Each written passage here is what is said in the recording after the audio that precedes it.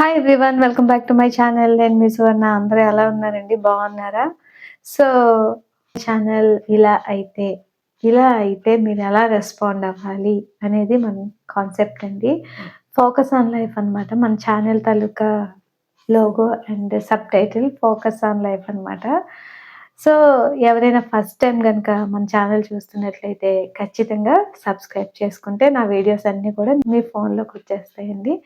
ఓకేనా? సో ఈరోజు ఒక ఇంపార్టెంట్ విషయం అండి, పిల్లల గురించి నేను అనలైజ్ చేసింది నేను మీతో షేర్ చేసుకోవాలనుకుంటాను అనమాట.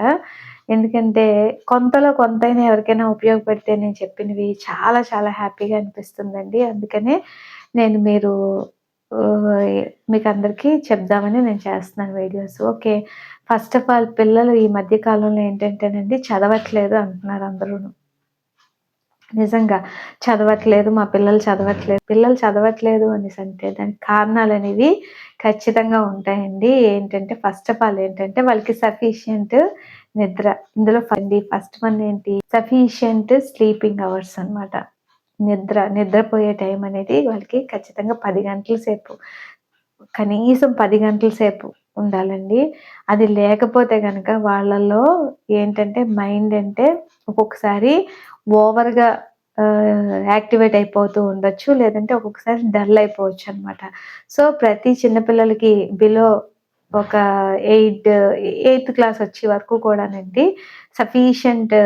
8థ్ క్లాస్ అని ఎందుకు అంటున్నానంటే దే ఆర్ నాట్, ఇంకా టీనేజ్‌లోకి వెళ్ళరండి. ఇంకా చిన్న పిల్లల కిందే లెక్క అనమాట. సో వాళ్ళకి సఫిషియంట్‌గా మీరు స్లీపింగ్ అవర్స్ అనేది ఉంటే గనక చాలా చాలా బావుంటుందండి. సెకండ్ వన్ ఏంటంటేనండి వాళ్ళకి డీవార్మింగ్ టాబ్లెట్స్ అండి. డీవార్మింగ్ టాబ్లెట్స్ అనేది ఏంటంటే ఎప్పుడో వేస్తాము, ఎప్పుడో వేసాము అని చెప్తా ఉంటారు చాలామంది తల్లిదండ్రులు. కానీ వాటికి రెగ్యులర్‌గా డాక్టర్ చెప్పి వేసినంత వరకు కాదు. ప్రతి 3 మంత్స్‌కి ఒకసారి మీ పిల్లలకి డీవార్మింగ్ టాబ్లెట్స్ ఏసారనుకోండి, వాళ్ళలో వచ్చే రక్తహీనత అనేది ఏంటంటే తగ్గుతుందనమాట.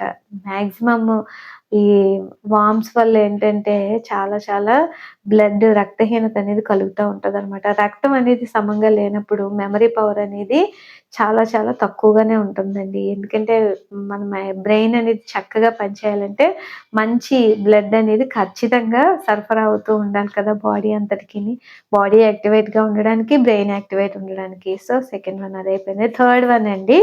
థర్డ్ వన్ ఏంటంటే డైట్ అండి. డైట్. రాత్రంతా ఇప్పుడు పడుకొనుంటారు పిల్లలు.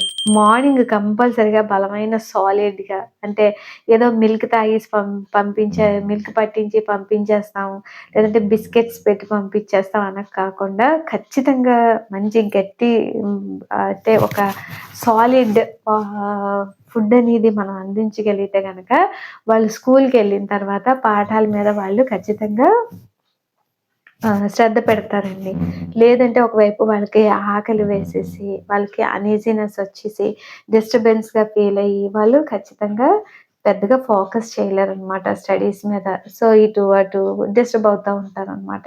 అదయిపోయింది. ఈవినింగ్ వచ్చేటప్పటికి మస్ట్ అండ్ షుడ్‌గా చేయాల్సిందేంటండి, స్కూల్ నుంచి రాగానే ఇంకా మాటలాడకుండా ఫ్రెష్ అయిపోవడం అండి. వాళ్ళు మార్నింగ్ వెళ్ళి ఈవినింగ్ వరకు డిఫరెంట్ పీపుల్ తోటి అందరితోని కలిసి ఒకే రూమ్‌లో ఉండడం, స్కూల్ ఏరియాలో తిరగడం, డస్ట్, ద స్మోకు ఇలాంటివన్నీ ఉంటాయి కదా! ఇప్పుడు స్కూల్స్ అన్నీ కూడా చాలా చాలా ఇరుకు గదుల్లా ఉంటున్నాయండి. దానివల్ల ఏంటంటే ప్రతి పిల్లలు కూడా బయటికి రాగానే గుప్పుమని ఒక విషమైన కంపు కొడుతుందండి. అంటున్నానని కాదు గానీ ప్రతి పిల్లల్లో కూడా అది నేను గమనించాను. ఎందుకంటే వెంటిలేషన్ సరిగ్గా లేకపోవడం వల్ల.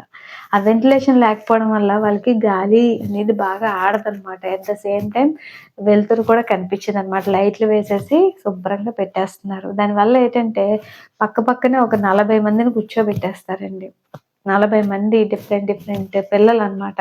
ఆ కూర్చున్న వాళ్ళలో అందరూ అదే రూమ్‌లో ఉండిపోవడం వల్ల వాళ్ళు బెల్ అయిన తర్వాత బయటికి రాగానే ఒక విధమైన స్మెల్స్ అవి వచ్చేస్తూ ఉంటాయన్నమాట. పిల్లలు పక్క నుంచి వెళ్తుంటుంటేనే. అప్పుడు పిల్లలకేంటంటే ఇంటికి రాగానే ఇంక వేరే ఎటువంటి ఇది లేకుండా, పని లేకుండా ఫ్రెషప్ చేసేయాలి. చిన్న పిల్లలంటే ఒక థర్డ్ క్లాస్ వరకు పేరెంట్సే చేయాలండి. వాళ్ళు చిన్న పిల్లలు కదా! కొంచెం బద్ధకిస్తారు. ఇవన్నీని మీరు అలవాటు చేశారనుకోండి. ఒక 21 డేస్ మీరు అలవాటు చేసేస్తే గనక, ఇంకా 22nd డే నుంచి మీరు చెప్పక్కర్లేదండి. వాళ్ళే ఎళ్ళిపోతారు. వాళ్ళే ఫ్రెషప్ అయిపోతారు. ఆ నీట్‌నెస్ అనేది మెయింటైన్ చేయాలండి. ఇలాంటి దీనివల్ల ఏంటంటే, ఇంత జర్మ్స్ అనేవి చాలా ఎక్కువైపోయి వాళ్ళకి బాడీలో ఇల్‌నెస్ అనేది వచ్చేస్తూ ఉంటదనమాట. ఫ్రీక్వెంట్‌గా వాళ్ళు డిసీజెస్‌కి అది అవుతూ ఉంటారనమాట. మాక్సిమం ఏంటంటే కంటామినేటెడ్ డిసీజెస్ ఇవి కదండీ. ఏంటి జలుబు, వైరస్ వల్ల వచ్చేస్తూ ఉంటది. జలుబు, దగ్గు, ఇమ్యూనిటీ పవర్ తగ్గిపోవడం ఇవన్నీ కూడా ఏంటంటే నీట్‌నెస్‌కి సంబంధించినవేనండి. ఖచ్చితంగా అందరూ కూడా పాటిస్తే గనక ఆ క్లాస్‌లో ఉన్నోళ్ళందరికీ కూడా టీచర్ మోటివేట్ చేస్తే గనక అందరూ హెల్తీగా ఉంటారనమాట. సో, నెక్స్ట్ తర్వాత ఏంటండి స్నాక్స్.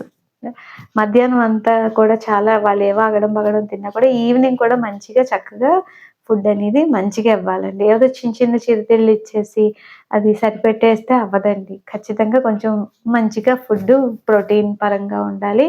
నెక్స్ట్ ఏంటంటే కడుపు నిండుగా ఉండాలండి. అప్పుడే వాళ్ళ హోమ్ వర్క్స్ అవి ఖచ్చితంగా పర్ఫెక్ట్‌గా చేసుకోగలరు. లేదంటే వాళ్ళకేంటవుతది చెప్పాను కదా! డిస్టర్బెన్స్ ఉంటది. మైండ్‌కి సమంగా యాక్టివేషన్ అది లేకపోయి పట్టించుకోకుండా ఏదో చేశామంటే చేశాం. అంతేగాని యాక్టివేట్‌గా అవ్వదనమాట బ్రెయిన్. సో, ఫుడ్ అనేది ఫుల్‌గా మళ్ళీ ఈవినింగ్ కూడా శుభ్రంగా పెట్టేయాలనమాట. మధ్యాహ్నం లంచ్ అనేది ఏం చేస్తారు మీరు?